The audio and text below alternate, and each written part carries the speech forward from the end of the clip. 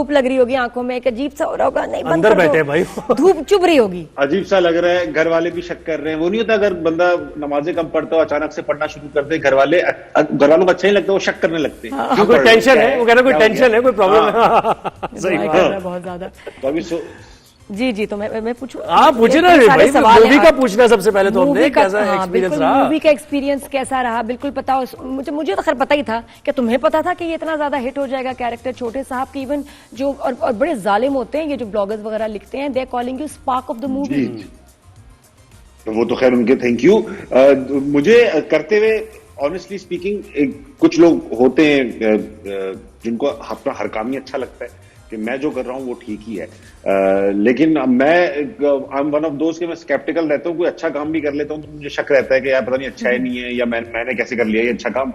तो लेकिन ये मूवी करने के बाद, क्योंकि वहां पे जो इंस्टेंट फीडबैक मिल रहा था लोगों का, पीपल उनका रिएक्शन, सभी एंटिसिपेट कर रहे थे कि यार हम जो नए लोग हैं, स्पेशली मैं, वो क्या करेगा एक्टिंग में, क्या करेगा। तो जब पहला सीन रिकॉर्ड हो गया, दूसरा सीन रिकॉर्ड हो गया, और वहां के जो लोग थे, director, DOPs, even the cast, Fahad Mustafa, Maira Khan, ये सब बहुत ही अच्छा फीडबैक दे रहे थे कि यार तुम बहुत कमाल कर रहे हो। पहले तो मुझे लगा कि यार ये झूठ वूठ बोल रहे होंगे, मगर जब प्राइवेट में भी बैठे तो उन्होंने यही कहा कि यार बहुत अच्छा कर रहे हो, कीप डूइंग इट। कोई एक्स्ट्रा सजेशंस नहीं दिए कि इस तरह और कर लो, इस तरह ये भी करके देख लो। तो वो तो पहला सीन कौन सा था, याद करो, जो पहले जिंदगी का मेरे ख्याल पहला सीन होगा, फिर ये तो एक्टिंग का क्योंकि ड्रामे तो किए नहीं, डायरेक्ट मूवी में आए, वो फर्स्ट सीन फिल्म का है ना, फिल्म का पहला सीन और मेरा सीन पहला एक ही सीन है, वो टब वाला। अच्छा, जो काफी पहला ही टब वाला सीन। वो कैसे हुआ जरा याद करो, पहला दिन और ऐसा सीन। मैं बता रहा हूँ। अच्छा, वो काफी लोग समझते हैं कि यार वो सीन शायद ना भी होता फिल्म में तो फिल्म इतनी अच्छी लगती, लेकिन उस वक्त जब ये हो रहा था टब वाला सीन, तो उतना पता नहीं चल रहा था कि इतना कुछ हो रहा है। मजा आ रहा था, सब हंस रहे थे, खेल रहे थे। अयूब खोसा साहब भी थे, और उनके सामने काम करना भी एक चैलेंज था। इसलिए नहीं कि वो मतलब बुरा काम कर रहे थे, वो इतने अच्छे एक्टर और इतने बड़े आदमी कि वो एक वो था कि यार मैं भूल गया तो क्या होगा, ये बुरा ना मान जाए। लेकिन वो बड़े फ्रेंडली थे, वो तो बड़ी ही चार्मिंग इंसान है। हाँ, लेकिन तुम्हारा हाल क्या था, अपना हाल बताओ। क्या कह रहे? अपना हाल बताओ, पहला डायलॉग जिंदगी का, वो भी पहला डायलॉग। अच्छा, वो सब बहुत, मैं नर्वस नहीं था बिल्कुल भी। मैं टब में लेटा, मैं कर चुका हूँ, कहाँ थिएटर कर चुका हूँ। मुझे अंदाजा था कि मैं इतनी प्रैक्टिस करके गया था, इतना याद करके, दोस्तों को सुना के, घर में होटल से जब मैं निकला शूट के लिए, तो मैं ये 1-2 बार रिवाइज करके गया था, मैं इस तरह बोल दूंगा, इस तरह नेचुरल लगूंगा। तो वो मैं नर्वस तो बिल्कुल भी नहीं था। और कितने टेक्स हुए थे? पहली बार टेक्स कितने हुए, कितने रीटेक हुए? अच्छा, रीटेक्स ऐसे हैं कि रीटेक्स जो है वो आपको नादिया खुद भी पता होगा कि रीटेक्स ज्यादातर एक्टर्स की वजह से होते भी नहीं है। हाँ, वो टेक्निकल रीटेक्स होते हैं। लाइट सेट नहीं थी, फोकस आउट हो गया था, या ये चीज। ताबिश ने वो फंबल नहीं किया, ताबिश स्लिप नहीं हुआ। नहीं, वो बता रहे थे अभी आपने बीच में टब कहा, क्या हो रहा। हाँ, ज़ोहेब कह रहा टब पे वापस जाओ, टब में वापस जाओ। नहीं, मैं नहीं समझा, इतनी साफ आवाज आई नहीं मुझे। दोबारा मैंने कहा ज़ोहेब कह रहे हैं ये बातें छोड़ो, वापस टब में जाओ। पहले सीन की पूरी कहानी बता रहे थे ताबिश, रह गई है ना वो। अब वापस जाओ टब में। अच्छा, पहले सीन की कहानी ये है कि देखिए, वो जो होता है ना कि फिल्म के अंदर टोटल मेरी साइड पे, मतलब विलन, मैं तो एंटिसिपेशन थी कि विलन हूं, सबसे ज्यादा सीन तो मेरे ही होंगे, मगर टोटल रोमांटिक सीन मेरा अयूब खोसा के साथ था, और वो उस टब पे था। तो मेरी तो काफी डिसअपॉइंटिंग सिचुएशन थी कि यार ये क्या बात हुई, इतना खूबसूरत टब, इतना अच्छा बड़ा बाथरूम, और सीन अयूब खोसा के। और ये नहीं मैं कह रहा हूँ कि वो बड़े समझ गया, बात समझ गया, मगर ये सीन किसी और के साथ जो आप समझ रहे हैं वो भी ठीक है।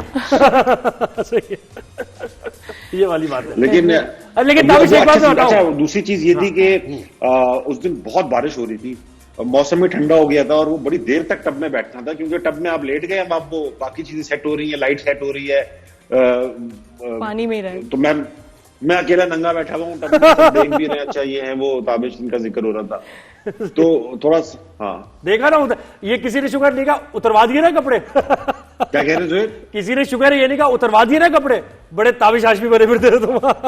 सॉरी, आपकी थोड़ी आवाज कट गई। मैं अच्छा ये नहीं आई। हाँ, अच्छा ये नहीं। अच्छा ताबिश, एक बात मैं बताऊं, हमें भी जो फीडबैक मिला ना, वैसे तो बड़े स्टार्स भी थे और आपका पहली ये मूवी थी, लेकिन बहुत से लोग जो हमें फीडबैक मिला वो आपको देखने के लिए आए। कि ताबिश हाशमी की परफॉर्मेंस प्रोमोज में बड़ी अच्छी लग रही है, ताबिश हाशमी सिनेमा में ये हो रहा था, तो एक बड़ी बात है ये। हाँ, फ्रीज हो गया, वापस ले आए जी ताबिश को। हाँ जी, हाँ, मेरे ख्याल थोड़ा सा ये सिग्नल का मसला हो रहा है, दोबारा इनसे बात करते हैं। तो टब वाली वो कहानी, और फिर ये कि इसमें आगे हिज बैक जी। ताबिश, आवाज आ रही है आपको?